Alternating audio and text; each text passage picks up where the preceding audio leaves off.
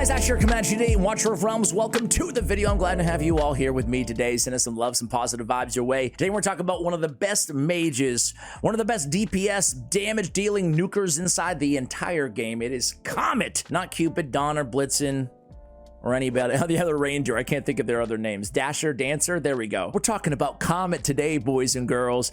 This dude, I still consider him one of the best freaking nukers in the game. What about you guys? If I asked you who's the best AoE damage dealer in the game, who would you say? Praetus, Vierna, Berea still? I think he's still in the conversation for sure. Khamet, right? Are those the big four? I'm sure I'm forgetting a couple other like AoE nukers out there, but to me, you know, I actually put Ajax kind of in there personally. I think that Ajax is absolutely incredible. But anyway, Khamet is definitely the OG there, who I still absolutely love. He's a bit different than someone like a Vierna, right? Where Vierna has that immediate execution off of her ultimate. It happens in a split second, literally. Whereas Khamet, he has this long burst of sustained... Is burst of sustained damage... Is that an oxymoron? I don't know. Either way, he's got it, right? He's got this long ultimate. Let's take a look at his skills. In today's video, I'm going to show you how I use Khamet just in a few areas, my favorite areas to use him. I'm going to show you how I have him built and just kind of talk about this, salivate a little bit over this hero. His talent is Obliteration Strike. That deals 400% extra high damage to enemies that have not been attacked. I have no idea what high damage means. Do you guys? Huh? High damage? Sure. I mean, my man, he's got his big holiday coming up in about 16 or 15 days here at the time of this recording. Festering Curse on the ultimate. Each attack deals 400% AoE damage, no high damage there, lasting for 20 seconds, okay? 20-second duration on this hard damage dealing ultimate. You can see it here in the little picture-in-picture, as we used to say in the 90s. Magic attack deals 120% magic damage to 2 enemies on the basic. On the Curse of Obliteration, his first passive, every 5 attacks apply curse to the enemy target. Venoma has this ability, cursed, right? It's esoteric, at least it makes me think of the esoteric faction, right? It's a 4 seconds unable to perform their basic attack. It's a really nice controllability in a lot of ways, and it's hard to find in the game. So the next attack on an enemy target with curse can trigger Obliteration Strike, which again is his talent, the high damage, again. On his second passive, Infernal Plague, upon killing a target, the hero's attack will bounce to 2 enemy targets, dealing 160% magic damage.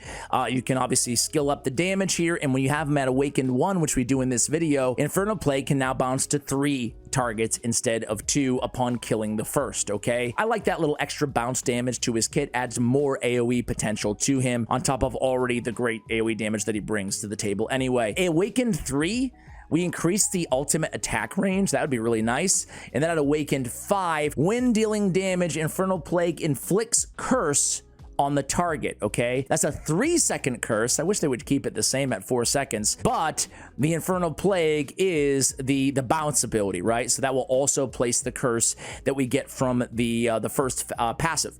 So because this happens every five attacks, attack speed on Khamet is going to be nice to have as well, because that will lead into more cursing and more triggering Obliteration Strikes and more high damage and the whole 9. In terms of gear on him, we have Warlord on the left-hand side. You can see the gear. It's really good for my account, but it's not going to be the best for like end game. I have Ageless Wrath on the right-hand side. That's going to give him extra crit damage, and then crit damage plus 1% after making a critical hit, stacking up to 30 times. That stackage plays well into the long duration of his ultimate. We have attack bonus, and crit damage. I tend to run him with a Dolores or a Fircy and Inspiration hero on the same team. If I always knew I was going to run him with a Dolores in every situation, which is not the case for me, but if it was, I'd probably go 2 crit damage in 1 attack, so I'll be getting that massive boost of attack to time with his ultimate if I was always running him with Dolores. Does that make sense? Anyway, for artifacts, guys, I do have Tidal Ring maxed out. This gives me increased damage by 15%. Dealing damage has a 50% chance of slowing down the target by 50% for 2 seconds. It can be triggered up to 1 time every 4 seconds. I find Tidal Ring very good for mages, AoE damage dealers, especially in the context of like a Gear Raid 1, where we really value that slow and that control in addition to the damage that he's bringing to the table. So there we go, guys. I want to start out in the arena because This guy's a freaking stud in the arena, right? Nothing you can compare to your neighborhood. I was messing around. Let's get revenge on this dude here. I don't know if Hatsuit is the best fit on this team. I mean, she's great. Don't get me wrong. Let me see. Sometimes I look for inspiration. Do you guys do the same thing? Inspiration from the old leaderboards. Boreas, Khamet, Venoma, Hatsuit's pretty high up there. Ardia, Cerberus, Laurel, Serene, Dolores, Praetus, Valkyra. Let's play Valkyra because she's my favorite fighter in the game. I think I want to probably make a Valkyra video after this one, actually. For Monday, probably. I'm going to take the weekend off, I think, here on the channel. Get a lot to catch up to IRL as well. Anyway, here we go, guys. Against Slayer. And you'll see, this is the power of pairing a Venoma with a Khamet. Now, obviously, Khamet's going to be amazing in the arena no matter who you're using. But with Venoma, we can basically activate these ultimates immediately upon placing them on the battlefield. And this is by far, you know, the strongest strategy that I'm aware of, at least for this stage. It's bonkers, man. I mean, endgame teams oftentimes will start setting up over here, kind of building in this area near my head. But check this out. Look at Khamet in action. Gonna pop him right away. Right away. We can get in there basically with back-to-back ultimates. And look at, they haven't even engaged his heroes yet. This mob. So Slayer, before we even get, you know, deep into the match at all, he's already at 41%. Now, at this point in the battle, we have an option, right? We can go ahead and set up a Cerberus down low, or we can set him up high as well, right? So we have some flexibility here. The reason I even mention this is because we're not going to be able to kill everybody every time with this strategy from here on out. Why? Because the timing is going to be a little bit different, right? The timing is going to be different depending on how long it takes for the opponent to kill these mobs. You guys know this all too well because you go into the arena, right? And you'll see the opponent sometimes won't even have a unit, right? And then the mob will go to the portal or whatever and it will be game over. So I'm going to upload this. I love this new upload feature, by the way. You can like lock it in, or if you're unhappy with it, you can try it again, right? But I'm going to lock that one in. But if I'm going to do it for a saved defense and not an offense, right, where I'm just not sure all the variables, I'm going to switch things up a little bit, right? I didn't even get a chance to really play Valkyra there, but I'm going to do it this way instead. But you saw Khamet, man. I mean, like, or maybe you didn't see him. It happened so fast. He just annihilated everything. But this time I'm going to show you how I would do things if I was saving a defense, right? Oops. I was so late. I think I'm going to screw that up. I was too worried about my camera angle that I... well, you know what? I can still do it this way. It's still fine, right? I'll play a Cerberus. I should have played him facing a different direction, but whatever. I'll play a Cerberus here, right? At the bottom. And what this is going to do is, even though I'm going to lose, I'm not going to be as formidable out the gate, it's going to allow me to, on the saved defense, actually at least have a mob down there, right? Or have a hero, excuse me, down there to kind of take care of business if the timing is different in the actual battle, right?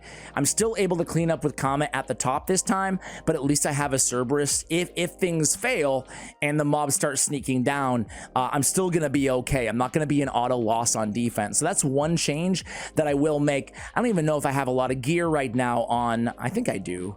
On, let's play, I love Valk because she has a decreased magic resistance as well in her kit, so it works beautifully with a hero like Khamet, right? So we go in, we clean up over there, and now for a defensive run, this is going to be money, right? This is going to be great because now I have that protection with Cerberus down below as well. So a little bit different strategy just depending on what I'm trying to save there. But for me right now, I'm going to go ahead after the end of this battle, which is, well, right now, I'm going to save this as, actually, I might as, yeah, I'll save it as a defense upload, right? So now I expect to start winning a lot of defenses with this strategy, especially the power of Venoma.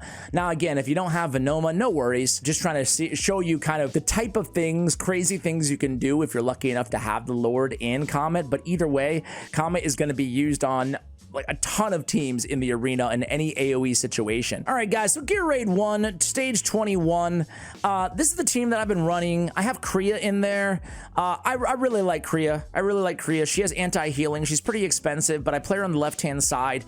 You could sub in a Lasir for Kriya. What I do is I use Boreas here, or I used to use Boreas as well, but Khamet deals a lot more damage. I probably should have played Vierna first, but it's okay. We're just waiting at this point. So I basically set up, this is kind of like Gear Raid 101 here. Some of you guys probably are not going to need all this, but I basically set up my strongest 2 DPS, no matter who they are, no matter what stage it's on these 2 tiles over here. I do want to be cognizant of range, right? Make sure that ideally all of them can touch all 3 squares here. And then I'm going to use Hollow as my healer and rage regenerator on the right-hand side. I am so slow on building everything right now. Let's go Vortex over here. Let's go Valkyra. I don't need Valkyra quite yet. I'd rather have a little bit of heal reduction on Kriya. I can go ahead and pop Dolores, pop Khamet for these dudes right there. Get some Kriya ultimate. Let's get Ajax on, and then you can use Ardia. Obviously, she's going to be fantastic. Oops, everybody's gone. Here we go. Wait for them to all get in range. Pop it, pop it, pop it. Kriya. Gonna get some nice rage regen here. Oops. I was super late on Valkyra. Hope that doesn't cost me too badly. We're just gonna save the ultimates for a moment for these guys to get a little bit closer. Our wall's looking pretty healthy right now, so I am gonna pop the Vortex. Yeah, I can pop Vierna. Perfect. Oops. I didn't even need that ultimate at all by Ajax. That was a bad move, really, since he doesn't have any rage regen over here on the left-hand side. I really want and need Ajax, and I don't want to just blow it like that, so that was a bummer, but it's okay. As soon as Khamet gets to close to 100, we're going to pop everybody's ults here again. I need Hollow to heal Dolores right there. Always got to be careful of Dolores. Got to be careful of Ajax. Let's pop a Vortex to keep those both alive. These are the more vulnerable positions over here up the top, right? Khamet as well, for that matter, but he can take a punch compared to the other 2. Make sure that we have everybody's ultimates down. I want to get some magic reduction before I pull off the execution of Vierna. I can start Khamet. As soon as Dolores is done, I can go in with Hollow, and Ajax is finally around to his ultimate again, and there we go. I think I forgot to turn off Power of Dominance, but this is basically, obviously it's the same battle either way. Our stats are a bit higher though, 30%, but this is kind of the strat, and in this situation, obviously, as I told you guys, we are going to have Vierna and Khamet basically responsible for the vast majority of damage here. Let's keep popping Ajax, Vierna, Khamet again, just sustained long ultimate, right? It's a beautiful thing to watch him just clear everybody out. All right, let's see. Let's see the overall damage here on this squad, see how Khamet did for this team, right? That's my main squad, Gear Raid 21. Again, Boreas can fit in there, Praetus. So look at this damage, man. What a monster. What a beast. Out-damaged Vierna, and they both benefited from the best legendary lords, right? I had Morrigan on the team who I didn't use, and I had Venoma on the team who I didn't use. But it just goes to show you. And even in Kriya, like I said, I really like Kriya. I know she's one of the most hated heroes in the game, but I like her. 26 million damage, Ajax 25 million, 10 million for Valkyra, and then the rest is, well, you guys already kind of know. Hollow put out a decent... Hollow is such an underrated healer with that ultimate, guys. I don't know why people are down on Hollow as a healer. I just have no idea. But I never hear her mentioned as a great healer, only a rage regenerator, but she's also a very competent healer. Guys, Khamet is a monster. What more do you want me to say? Let me just try resource raid. Let's try gold 7 just for fun. Let's have a 4 mage showdown. And again, this means absolutely nothing, but it's always fun, right? Do I have Praetus with any gear on right now? No, I don't. It doesn't matter. We'll be a 3 mage showdown. All right, here we go. Who do you think will out damage? I'm going to try to put Khamet and Boreas like right over here, kind of guarding the portal, if you will.